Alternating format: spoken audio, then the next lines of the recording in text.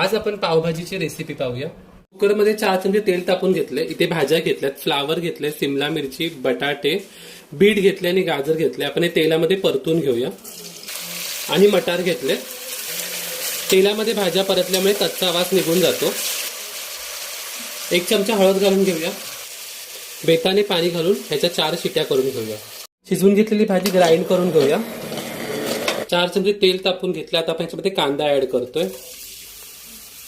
1 चमचा आलं लसूण पेस्ट, 1 चमचा बटर ऍड करतोय, 2 टोमॅटो ऍड करतोय, चवीनुसार मीठ, धना जिरा पावडर, 1 चमचा लाल तिखट आणि 1 चमचा काश्मीरी मिरची पावडर।